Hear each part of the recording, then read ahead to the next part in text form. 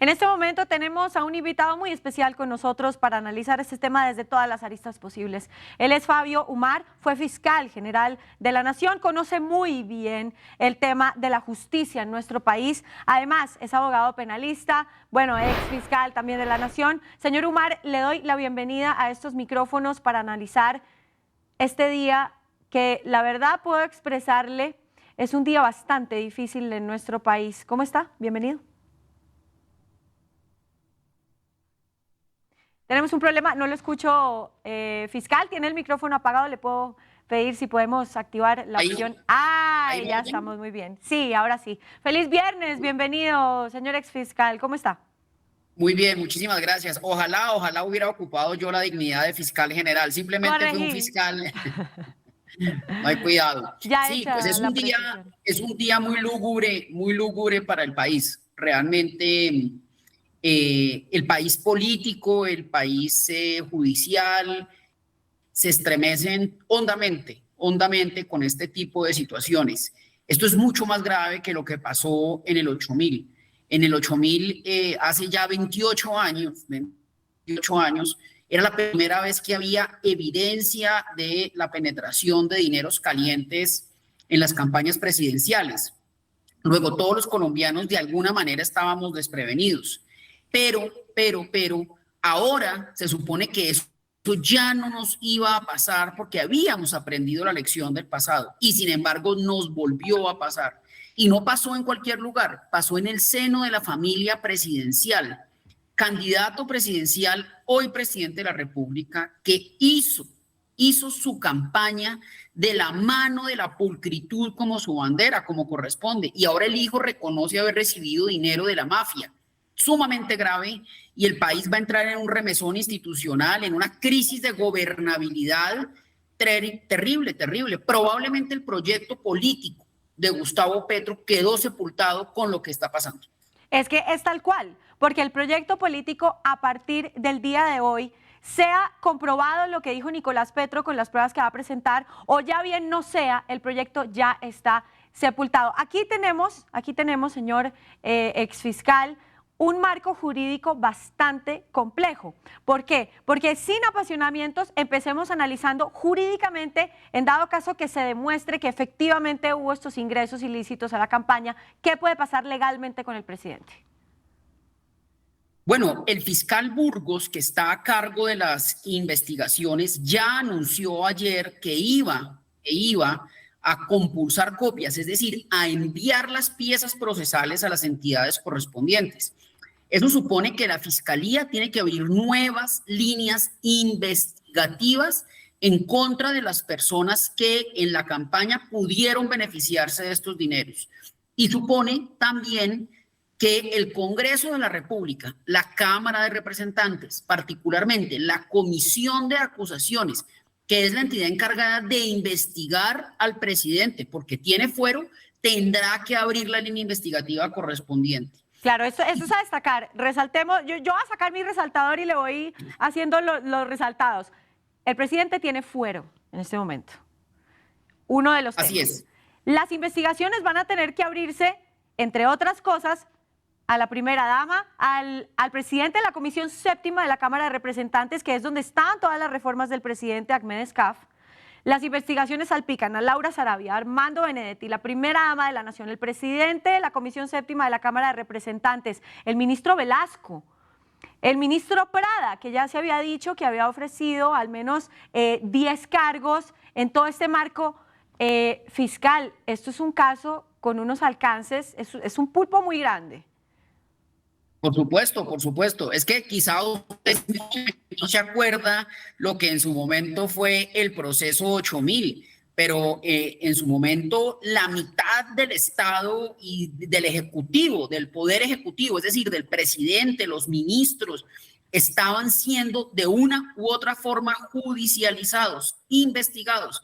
Y en aquel entonces no existía un testigo tan exquisito como el que tenemos ahora, que es el hijo del presidente de la República. Lo que estamos viviendo no lo ha vivido Colombia. El remesón institucional va a poner a prueba y a prueba de fuego las instituciones, especialmente el Poder Judicial en Colombia, que es quien tiene que sacar la gallardía, la valentía y sobre todo la ecuanimidad para investigar esto de la mejor manera. Sí. Aquí no puede haber injusticias de ningún lado, ni para favorecer un proyecto político, ni para sepultarlo, ni para sepultarlo. Sí, sí. Colombia eligió popularmente a Gustavo Petro y las ideas de Gustavo Petro encontraron de alguna manera una aceptación en la mayoría de los votantes. Así pues que el Poder Judicial, las Cortes, los jueces, los fiscales, tienen que ir con pies de plomo en esto para que no vaya a haber acusaciones de preferitismos políticos de un lado o del otro. Claro, fiscal, exfiscal, perdón, voy a hacerle una pregunta que creo que es lo que todos los colombianos nos levantamos hoy diciendo, ¿será que otra vez va a haber impunidad? Es que aquí todo queda en la impunidad. El proceso 8000, ¿qué pasó? Nada. ¿Qué ha pasado con el tema de la criminalidad en Colombia? Es decir, Colombia tiene un historial de impunidad grandísimo y esto que está pasando es algo gravísimo. ¿Será que sí va a haber consecuencias? Yo creo que sí, yo creo que ya las estamos viendo. Es decir, ya las estamos viendo. El país de hace 28 años era un país muchísimo más precario, más permeado por un narcotráfico pesado que había cooptado de manera importante las élites del poder. Yo creo que desde las investigaciones del paramilitarismo, la Corte Suprema de Justicia ha mostrado un cierto grado de independencia y una eficiencia en las investigaciones. Entonces yo quiero ser optimista. Es posible que esté hablando con el deseo, lo reconozco, pero también quiero reconocer que el país ha cambiado, que la prensa, el control ciudadano sobre las actuaciones de los gobernantes hacen que esto sea distinto. Aquí hay que ir, y lo que voy a decir es la típica frase, pero hay que ir hasta las últimas consecuencias. Colombia no se puede quedar con guardados en estos aspectos. Pase quien pase al tablero, tenga que explicar quien tenga que explicar. La justicia penal, particularmente la justicia penal, tiene que jalar esta pita hasta donde llegue. Es Colombia, y le voy a preguntar esta siguiente cuestión con un poco de temor. ¿Es Colombia un narcoestado? Yo creo que sí. Yo creo que Colombia ha reposado los pilares que sostienen a Colombia desde el punto de vista económico, han sido desde hace muchos años tomados por una economía poderosísima, de cifras exorbitantes, cifras inimaginables, producto básicamente de la cocaína, no exclusivamente, básicamente. Hay un texto muy bueno que explica cómo Colombia, por ejemplo, no ha sufrido grandes crisis económicas, a pesar de que podría haberla sufrido, precisamente porque la cocaína ha estabilizado los déficits de exportación, por ejemplo, que en su momento arrojaba el petróleo. Sí. Habiendo dicho eso, por supuesto, todas esas ganancias ilícitas llegan a manos de unos pocos varones que a su vez van comprando institucionalidad, especialmente... Eso. Otro de los destacados, comprando institucionalidad.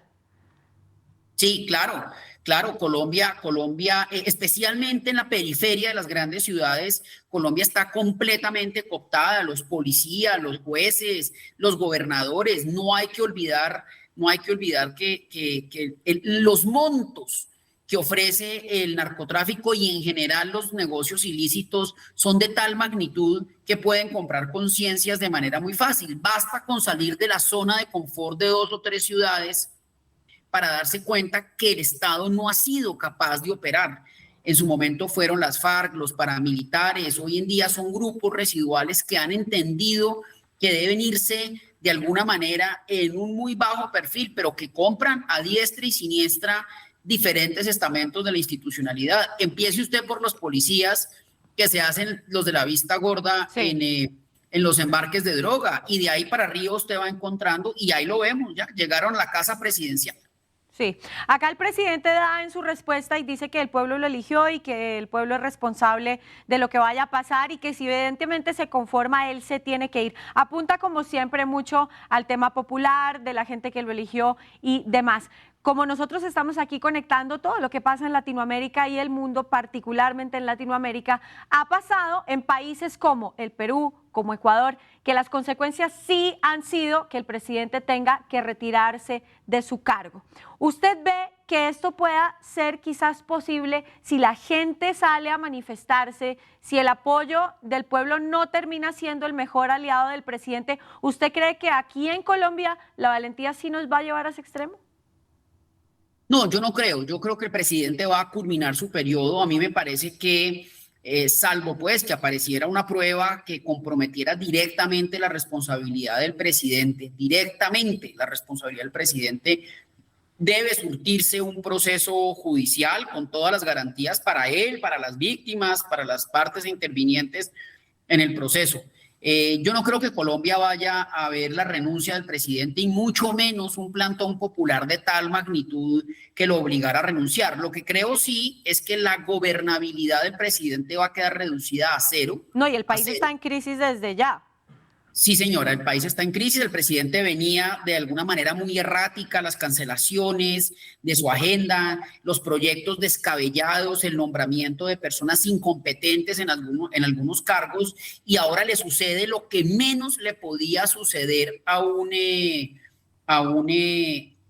presidente, y es que su hijo reconozca haber cometido delitos que lo favorecieron.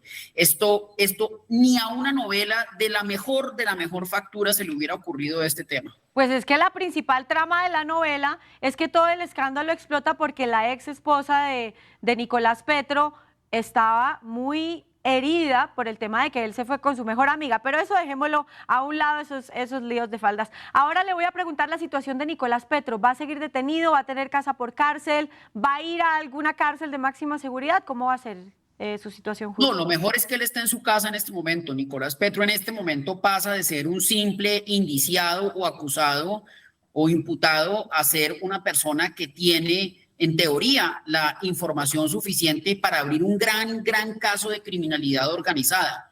Entonces, Nicolás Petro hay que rodearlo de todas las protecciones posibles. La peor idea sería que estuviera recluido en una cárcel, porque el riesgo que sufriría es muy evidente. Lo mejor es que esté en su casa, protegido, por supuesto, protegido.